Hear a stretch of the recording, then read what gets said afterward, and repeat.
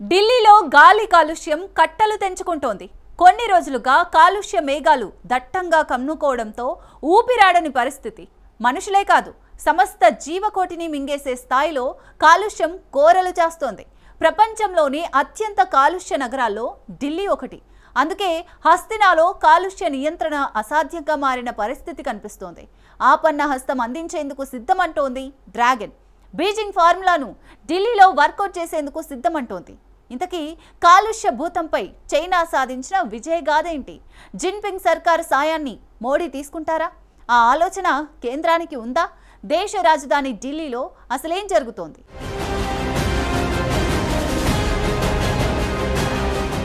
ఢిల్లీలో pollution danger bells. China సలహాలు ఫలితాలనిచ్చేనా?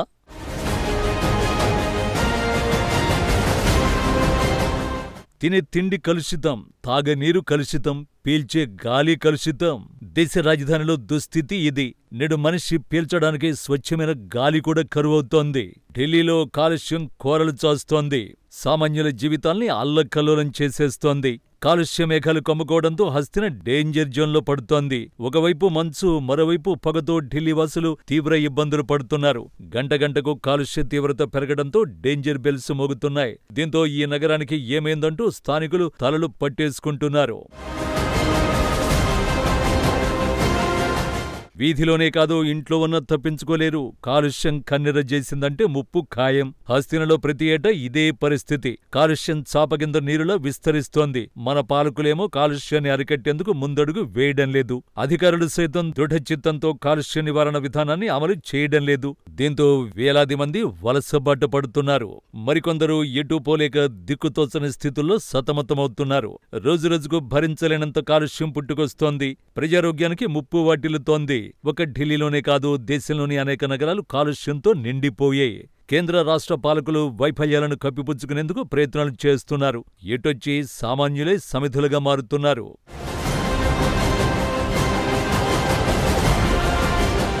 తాజాగా న్యూఢిల్లీని కాలుష్యం కోరల్లో నుంచి తప్పించేందుకు అవసరమైన సాయం చేస్తామంటూ చైనా ముందుకొచ్చింది. బీజింగ్, షాంఘై నగరాల్లో కాలుష్యం సమస్యను విజయవంతంగా ఎదుర్కొన్న తాము తమ అనుభవాన్ని భారత్తో పంచుకొని కాలుష్య నియంత్రణకు సహకరిస్తామని ఇండియాలోని చైనా ఎంబసీ అధికారి యూ జింగ్ ట్విట్టర్లో ఓ పోస్ట్ చేశారు. న్యూఢిల్లీలో క్లౌడ్ సీడింగ్ ప్రక్రియ చేపట్టి వారం రోజులవుతుండగా బుధవారం ఉదయం 9 గంటలప్పుడు గాలి నాణ్యత సూచి 228గా ఉంది. గతంతో పోలిస్తే గాలి నాణ్యత మెరుగైనప్పటికీ గాలి నాణ్యత ఇంకా ప్రమాదకర స్థాయిలోనే ఉంది. న్యూఢిల్లీ తరహా పరిస్థితులనే గతంలో బీజింగ్లో ఎదుర్కొన్న చైనా 2013లో కాలుష్యంపై యుద్ధం ప్రకటించింది. వివిధ చర్యలతో బీజింగ్ కాలుష్యం బారి నుంచి దాదాపుగా బయటపడింది.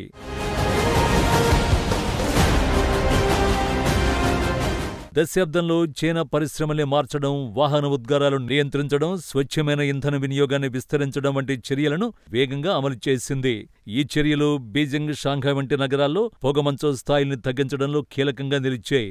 ఇండియా, చైనా ఒకే విధమైన పట్టణ కాలుష్య సవాళ్లను ఎదుర్కొంటున్నప్పటికీ స్వచ్ఛమైన గాలి సాంకేతికతలు, డేటా మార్పిడి, కర్బన ఉద్గార నియంత్రణ వ్యూహాలపై సహకారం రెండు దేశాలకు ప్రయోజనం చేకూరుస్తుందని నిపుణులు భావిస్తున్నారు.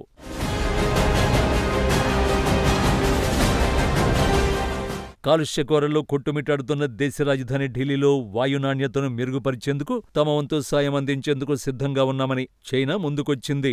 డ్రాగన్ కూడా ఒకప్పుడు తీవ్రమైన కాలుష్యంతో ఇబ్బంది పడింది. కానీ ప్రస్తుతం కాలుష్యం నుంచి బయటపడింది. ఆ అనుభవాలు, తమ ప్రయాణాన్ని భారత్తో పంచుకోవడానికి మేం సిద్ధంగా ఉన్నామని ప్రకటించారు. గతంలో చైనాలో కాలుష్యం ఏ విధంగా ఉండేది, ప్రస్తుతం వాతావరణం ఎలా ఉందనే ఫోటోలను, కాలుష్య నియంత్రణకు చైనా తీసుకుంటున్న చర్యలను పోస్ట్ చేశారు.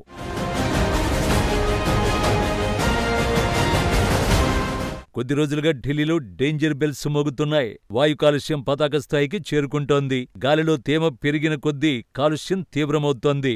రోడ్లపై విజిబిలిటీ సరిగ్గా లేక వాహనదారులు ఇబ్బందులు పడుతున్నారు. పొల్యూషన్ పెరగడంతో ప్రజలు తీవ్రమైన శ్వాసకోశ వ్యాధుల్ని ఎదుర్కొంటున్నారు. ప్రపంచ ఆరోగ్య సంస్థ అధ్యయనం ప్రకారం పొగమంచుతో పాటు మొత్తం గాలి కాలుష్యం వల్ల ప్రపంచవ్యాప్తంగా 70 లక్షల మంది అకాల మరణాలకు గురవుతున్నారు. ఢిల్లీలో సగటు గాలి నాణ్యత సూచి 306గా నమోదైంది. కొన్ని ప్రాంతాల్లో అయితే 400 దాటిన విలువలు కూడా నమోదయ్యాయి. కాలుష్యానికి తోడుగా చినుకులు కూడా పడ్డంతో వాతావరణం చూడ్డానికి అందంగా కనిపించింది.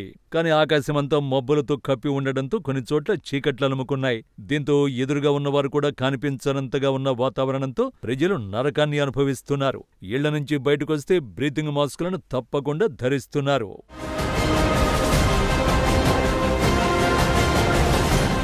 కాలుష్య నియంత్రణకు చైనా కఠిన చర్యలు తీసుకుంది. ఒకప్పుడు ఆ దేశం పొల్యూషన్తో సతమతమయ్యేది. గాలి నాణ్యతను మెరుగుపరచడానికి అనేక చర్యలు చేపట్టింది.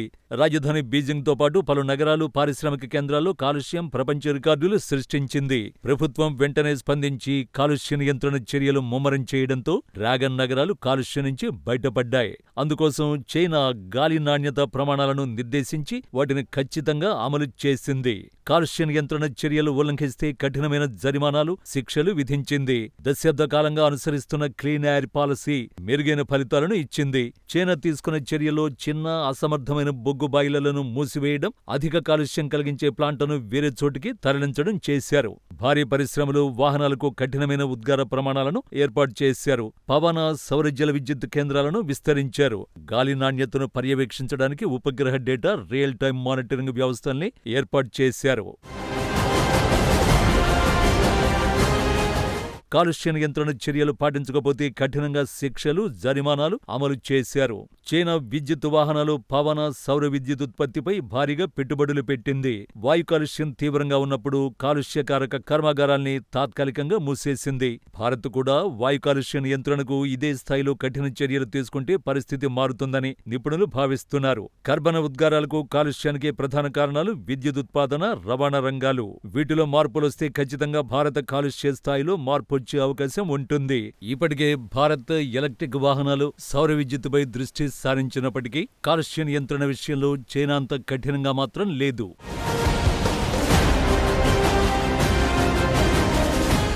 ప్రతి శీతాకాలం ఢిల్లీలో పెరుగుతున్న కాలుష్య ప్రభావం వల్ల ప్రజలు తీవ్ర ఇబ్బందులు పడుతున్నారు. దగ్గు, కళ్లమంటలు, శ్వాస సంబంధిత సమస్యలతో ఆసుపత్రులకు క్యూ కడుతున్నారు. ఏక్యూఏ లెవెల్స్ ఢిల్లీలో 2 వారాలుగా ప్రమాదకర స్థాయిలో కొనసాగుతున్నాయి. సగటున 300 నుంచి 400 పాయింట్లకు మధ్య వాయు నాణ్యత నమోదవుతోంది. రానున్న రోజుల్లో చలి తీవ్రత పెరిగితే కాలుష్య ప్రభావం మరింత పెరిగే అవకాశం ఉంది. సాధారణంగా ఏ దేశమైనా ఏ విషయంలో అయినా మంచి చర్యలు తీసుకున్నప్పుడు వాటిని ఇతర దేశాలు అమలు చేస్తూ ఉంటాయి. మరి ఢిల్లీలో కాలుష్య తీవ్రతను తగ్గించేందుకు చైనా ఆఫర్పై భారత్ ఎటువంటి నిర్ణయం తీసుకుంటుందో వేచి చూడాలి. ఇండియా కూడా వాయు కాలుష్య నియంత్రణకు ఇదే స్థాయిలో కఠిన చర్యలు తీసుకుంటే పరిస్థితి మారుతుందని నిపుణులు సూచిస్తున్నారు. కర్బన ఉద్గారాలకు, కాలుష్యానికి ప్రధాన కారణాలు విద్యుత్ ఉత్పాదన, రవాణా రంగాలే.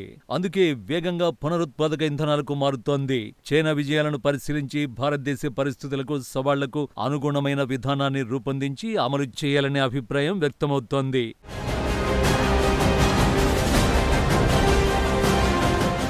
అత్యవసర పరిస్థితిని ప్రకటించాల్సిన అవసరం రాకుండా ఉండాలంటే ప్రభుత్వాలు, ప్రజలు బాధ్యతగా సిద్ధపడాల్సి ఉంది.